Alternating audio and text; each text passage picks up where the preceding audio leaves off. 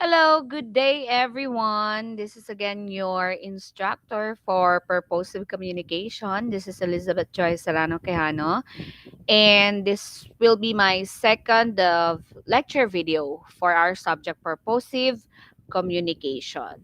So at the end of this video, I will be posting the activities and the deadlines in our social media group, in our FB group. So you need to listen carefully, listen very well to my lecture, and follow the topics also so that you'll be guided in your activities and your submissions. All right, so I will be sharing my screen and for you to follow.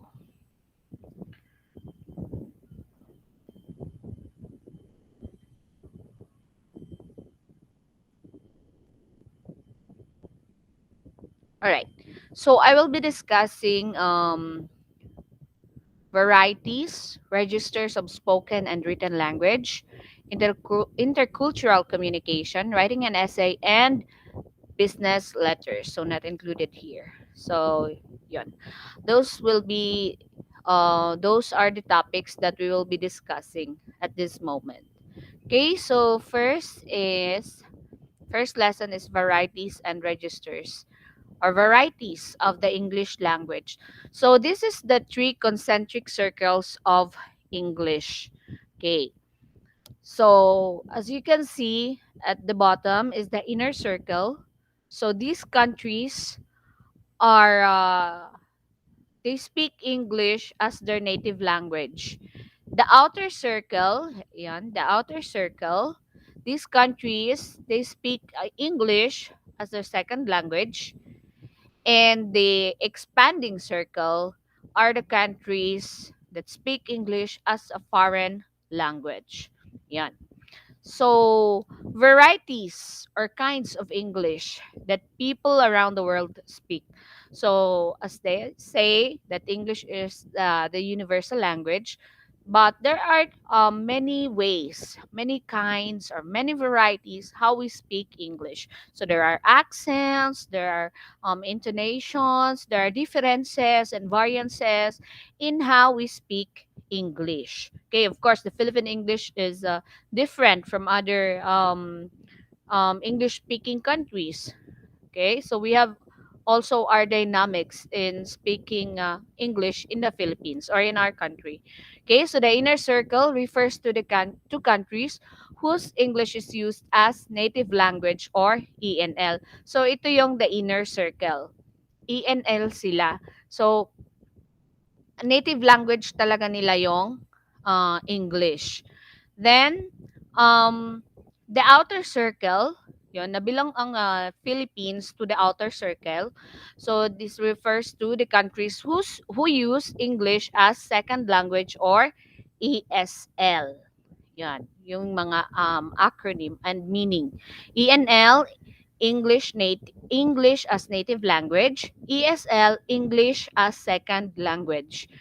Then, the expanding circle, yan, kabilang na dito yung China, Caribbean countries, Egypt, Indonesia, Israel, Korea, Nepal, Japan, South Africa, and so on.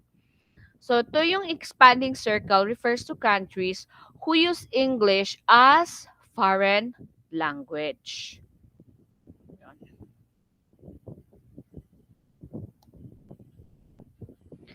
Okay. So, yun yung mga varieties. So, I just give you a simple orientation or brief overview of the varieties of English. But varieties of English, napakarami pang issues and topics about dyan, no? Pero ito muna, this is just a brief or um, ano ba yan? Summarized topic about varieties of English. Okay. Then let's proceed to registers, no? Kanina varieties, ano yung mga variances, ano yung mga pagkakaiba kung paano natin ginagamit ang English. How do we use English in different countries? How do people use English in their countries? So yun yung varieties, yung variants, pagkakaiba. Okay, because Philippine English kasi we are more on very syllabic. You know, like we we pronounce the words by syllable. So where are you going? So ganun tayo. Where are you going? I got you. But if native English speakers, I gotcha, or I got ya, or we're going, we're gone, we're gone. They don't pronounce the words by syllable. So the sa Filipinos, napaka ano natin, syllabic. Where are you going? I got you. So those are just examples. Okay, so let's proceed to registers. Okay, so according to Lee, in 2001, register is associated with the organization of the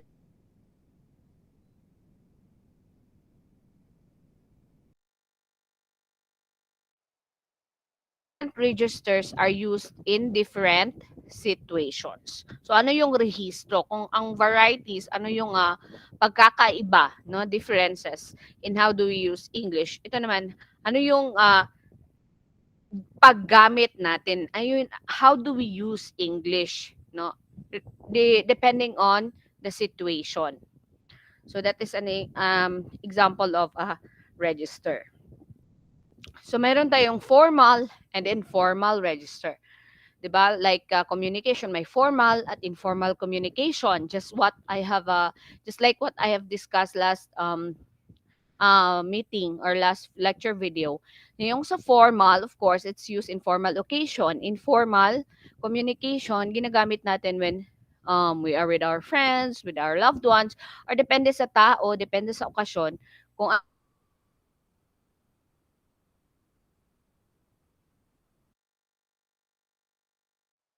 yung ginagamit natin na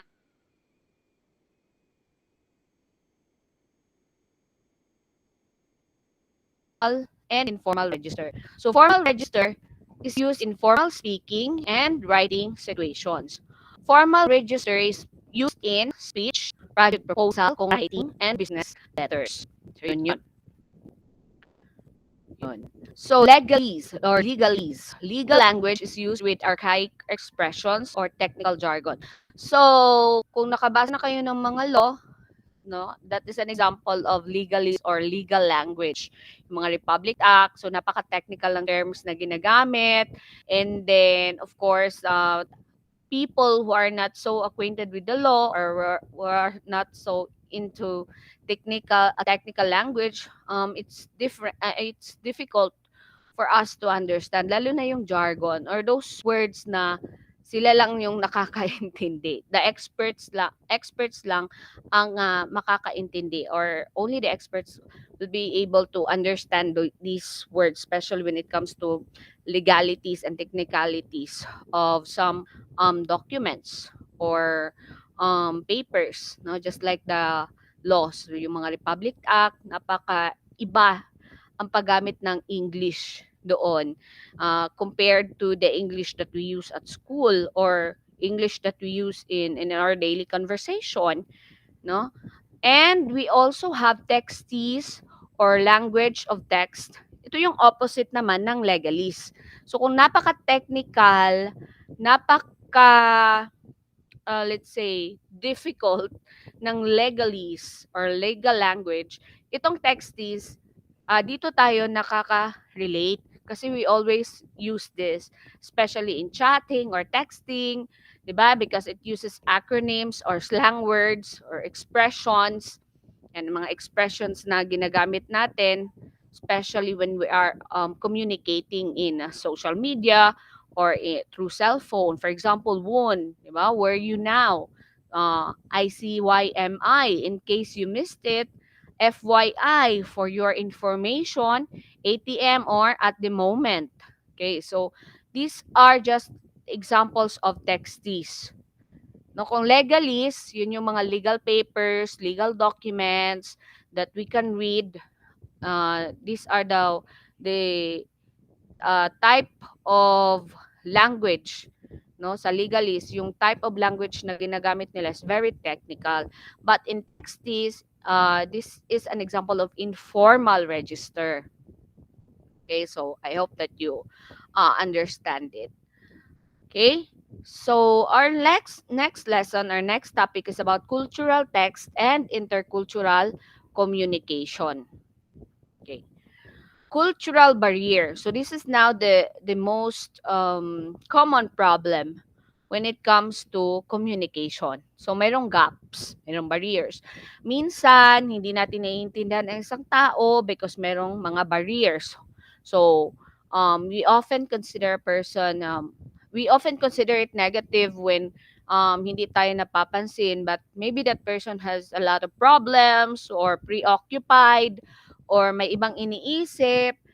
That is one of the barriers in communication. But since we are now tackling or discussing about intercultural communication, merong mga cultural barriers, no? When we are communicating or when we try to communicate with other people. So these are the sources of misunderstanding and also miscommunication in cultural or intercultural communication.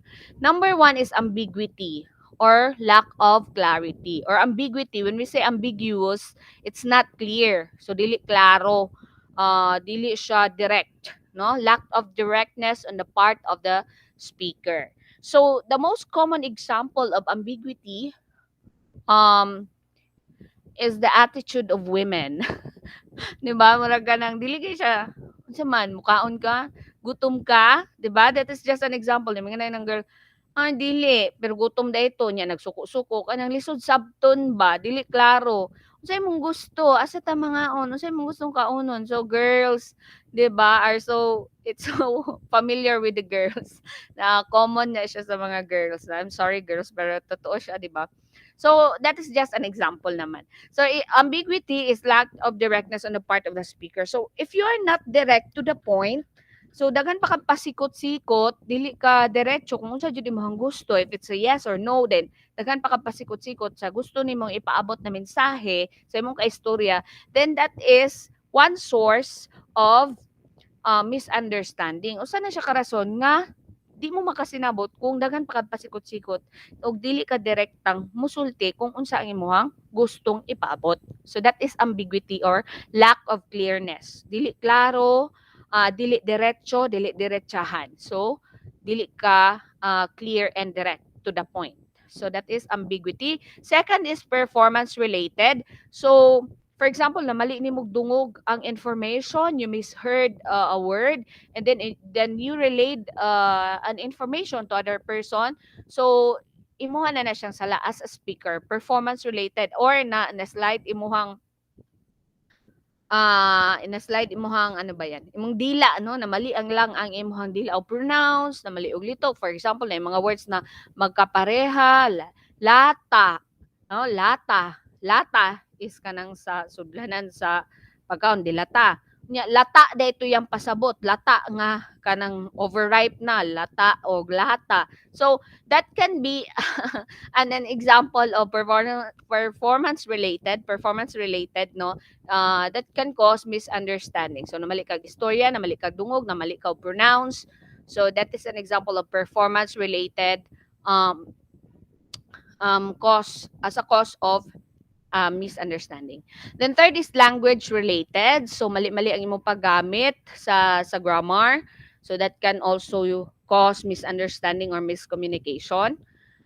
Then gaps in world knowledge, no? Mga common information nga wala po ito na sabtan sa imuhang kaistorya or the people that you're talking with. So there can be gaps, no, nga dili common, dili shared ang inyong information, lahi dayon yahang pagsabot, lahi pud ang imuhang pagsabot. So dili siya ingon na grammar ang problema, but it's the context, no, the way you understand the message o the way pod nga gi-understand siya sa imuhang kaistorya. So naamoy gap sa inyong level of understanding or sa inyong knowledge. Then last is local context. So ayan. So katong just lahi-lahi taog background.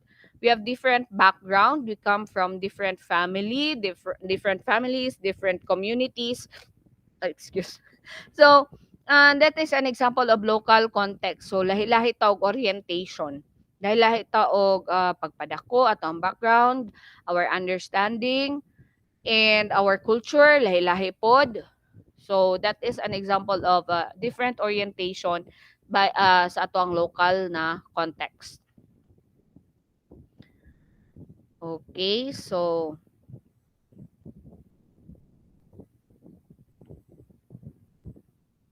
next is writing an essay.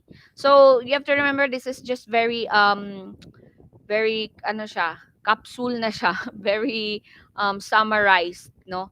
Conclusive na kayo ni siya. But don't worry, we'll be meeting this week para mag online class. And if you have questions or if you have clarifications, you can ask me during our online synchronous meeting. Okay, kay ano na kayo siya, very summarized na kaayo. Okay, so let's proceed. Lesson 4, writing an essay. So, ayan. So, explanation essay. So, there are a lot uh, of types of essays, no? So, just like your activity, that is just a very simple essay, no? Your appreciation essay. So, yun. That, pamingon tag essay, tinuod na siya. Dili siya fiction. Dili siya mo lang gimugna-mugna sa imong imagination. So it should be based on your real experiences, essay. Okay, so one of the types of essays is this explanation essay. So it answers the question why. It aims to inform or educate readers. So if it's a formal essay, explanation essay, for example, you try to explain you try to explain, no? Kunwari science-based siya. You try to explain nganong importante ang organic fertilizer to this plant o to this particular plant. So, nagyud kayo na yung mga backup na mga sources. Okay? Or explanation essay nga nganong poor kaayo ni nga community. So nag-research ka, you conduct research about the history, nganong ingon ani ang dalan, nganong walay tubig. So that is an explanation essay. That is like an investigative, no, journalism. Kung magsulat ka, naa siya background, na ay research, na history. So you try to explain. So that is the essay. For example, you try to explain asa gikan ang inyong family. So mag-research ka, mangutana ka, mag-interview ka. So that can be a form of that can be an example of explanation essay. Okay, so later on I will be asking you to read this, A Mansion of Many Languages by Danton Remoto in 2017, so that it can serve as an example on how do you write an explanation essay. So I will also be asking you to write a short explanation essay, no, based on the example and based on the definition of what is an explanation essay. Then next is a blog. Of course, a blog is nabilong na siya sa essay because 'di ba most of the bloggers they write naman or they write a script before they present it online. So actually kanang mga blog that you can watch online, scripted na siya. Nadyo na siya gisulat. Dili po na siya ingon na impromptu, no, na diha dayo nag-record. So, actually most of the blogs, especially kanang mga sikat na ng mga bloggers, na siya script. Okay? So a blog is a personal journal or entry that is posted online. So later on I will also be asking you to create your own blog. So for example, a travel blog. Okay, so for example, you went to this unknown and undiscovered island in somewhere in Balut Island. Okay, then you will do a blog about it, or yung hidden falls, waterfalls, or example sa travel blog. And then you will also do a blog in your day-to-day life, no?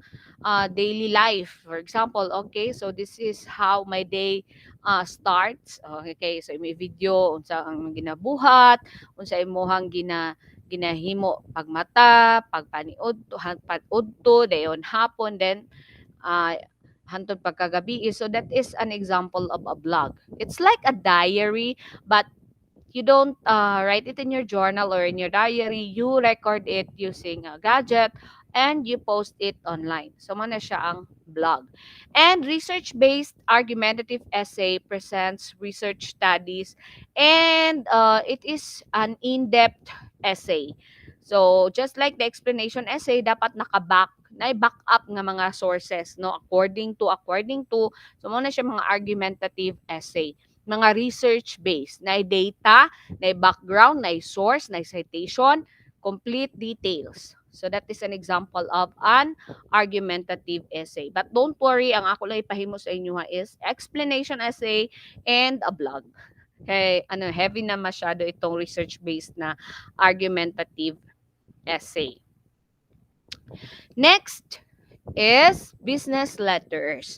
Business letters are common form of writing in any organization, and the common parts of business letter includes heading, inside address, salutation, body, complimentary close, and signature. So, 6 parts of business letter. Ito lang yung common pinaka-common na parts ng business letters. So, this is an example of a business letter. An application letter, since that is a formal letter, it belongs to the category of a business letter.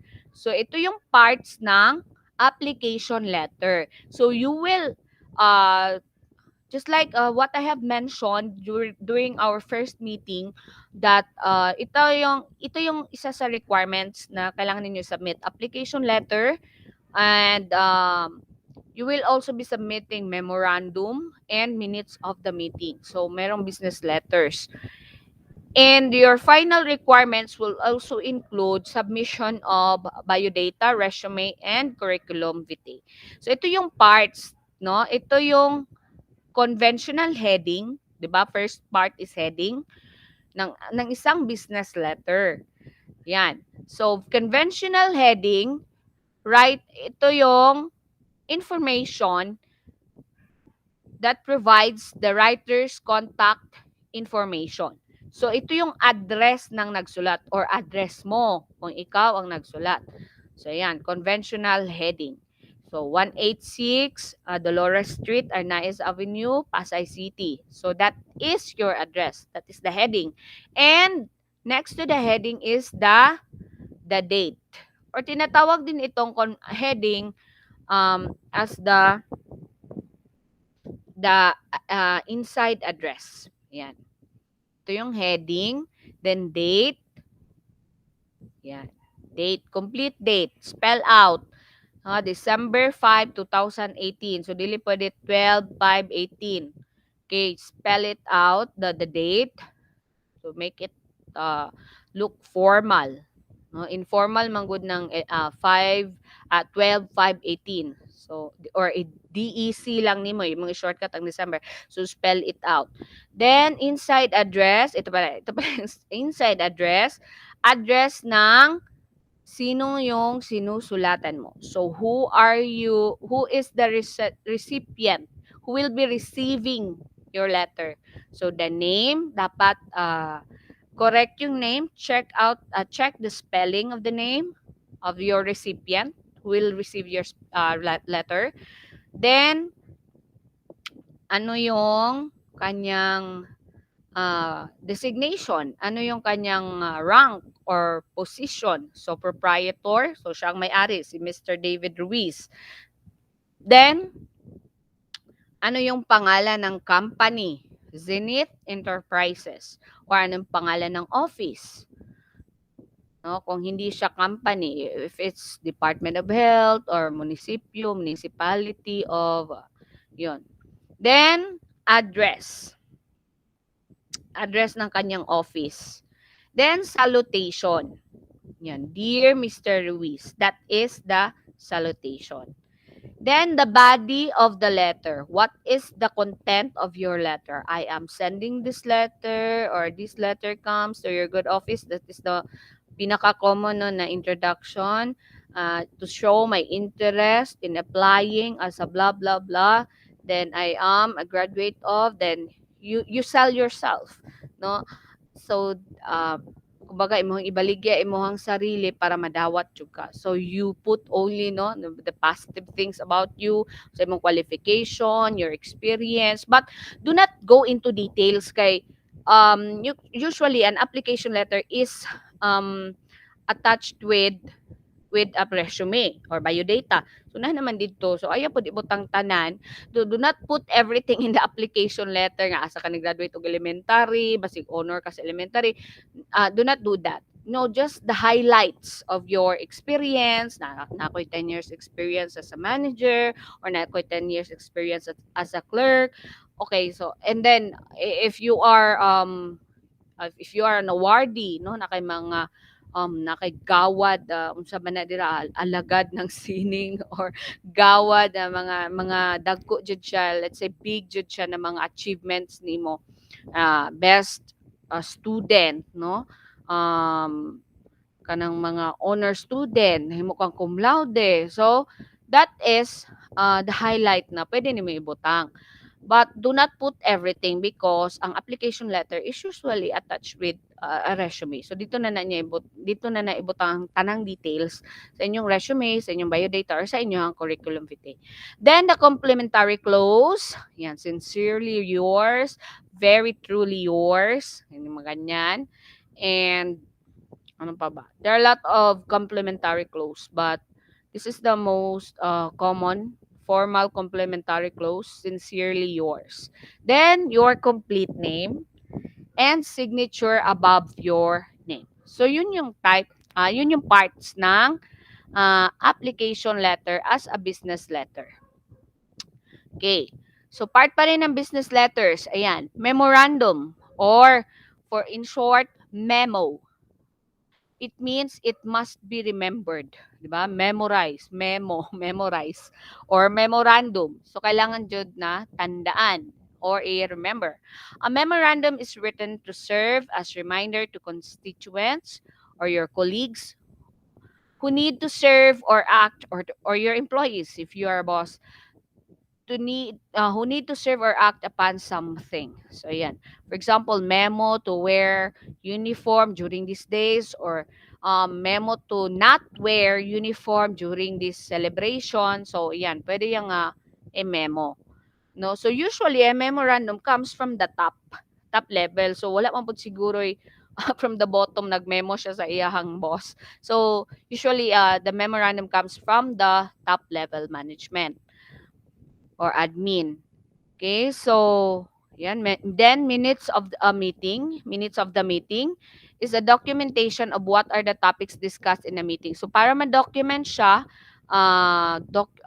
by paper, so meron talaga tayong panghawakan na ganito yung na-discuss sa isang meeting.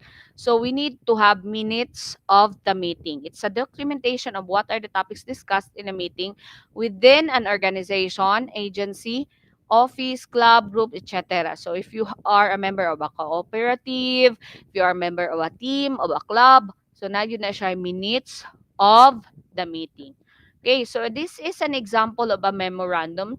A memorandum is also needs to be short, direct, and puno na siya og information. Kompleto ang information og ang details para dili walay daghang pangutana ang mo receive pod sa imong memorandum. So, for example, katong pwede dili mag-uniform ani nga day because this is our founding anniversary. So, butang nimo siya unsa ang date nga pwede dili mag-uniform, unsa ang reason nga nung pwede dili mag-uniform. So, in the celebration of our 50th founding anniversary, all employees are not required to wear a uniform. Just wear a green t-shirt or polo shirt on December 5, 2021. Yon. And you may proceed to so complete details and information ang nasa memorandum. Yan. So yan, it's simple but complete. Then memorandum. So ang uban, no, para matrace nila na memorandum order number, para matrace nila kung unsa na siya na memo during that year or during that month. Okay, so to, so kinsa ang mo receive sa memo? So who will be the recipient of the memo? Then from, so who is the sender? Date, of course, kanus agi padala, kanus agi send ang memo. And subject, what is the topic of the memo? Ayan. So yan. So if you can also observe pag may re, 'di ba, sa mga memo or sa mga letters, re or re means regarding. Okay. Then minutes of the meeting. Yan. So these are the parts or sample lang ito ng parts of the minutes of the meeting. So first list of attendees. So sino yung present and who are the absent, who are people who are not around, present and absent. Then, of course, ayun, na minutes of the meeting, name of the organization, date of the meeting, date and saan siya ginanap, no? When was the meeting and where the meeting happened? Yan, date and the venue. Then list of the attendees. Then approval of agenda, review and approval of minutes of the previous meeting, business arising from the minutes. Ayan, approval of agenda, ito yung ano yung pag-uusapan ninyo. What will be the agenda? What will be the topics that you will be discussing during that meeting? So, i-represent ito ng chairman of the board or kung sino man yung uupo as chair sa inyong meeting. Sino ang magpa-facilitate ng meeting. Then, review and approval of minutes of the previous meeting. So, of course, meron yung mga recall, no? Merong review kung ano yung napag-usapan last meeting. So, yun yung review and i-approve yung previous meeting. No? Okay, then business arising from the minutes. Okay, then new agenda, then adjournment. Ilalagay din dito sa adjournment what time, what is the exact time the meeting adjourned. So, the meeting was adjourned at 4 p.m. Ganon. Signature, the one who prepared the minutes. So, usually it's the secretary. Meron siyang signature. And approval of the person occupying the position of the organization. And of course, ang pipirma sa minutes, so the last portion of the minutes of the meeting, yung secretary at saka yung chairman ng board or president ng grupo or ng association. So, these are the people who will be signing the minutes of the meeting. And for your reference, because this is just an example, you may look for an example and actual minutes of the meeting from your barangay, from your organizations, from the of course those who are working, no. You can also look for example actual minutes sa inyo sa SSG, asa pa ba? Mga groups, clubs, and organizations na pwede ninyo mapanghayuan og minutes of the meeting so that pwede na ninyo siyang himuon as basis or as example of the minutes of the meeting that you will be submitting to me. Ayun. So by the way, this example, maraming types of letters. Mayroong block, may modified block. So this example that I have provided in a business letter, no, na example, this is an example of a block, all block. So yung nasa left side lahat. So mayroon ding modified block, semi-block. So yun yung mga examples ng types of letter. But let us follow this example na lang para uniform ang inyong submission, dili maglahi-lahi. So all black ni siya or black style na na pagkasulat. So yun. So that would be all. I will also be uploading at the end of the month another lecture video, no, for our final topic for the final term. Okay, so I will be uploading the activities and the deadlines in our FB group. Okay, so that would be all. I hope that you have learned something today, even if it's very pinaspasan, very summarized, no, very summarized and very brief ang ato ang discussion. Okay, so I hope that you have learned something today, and I wish that you are all fine. You will be well. Continue learning, and God bless us all. Thank you.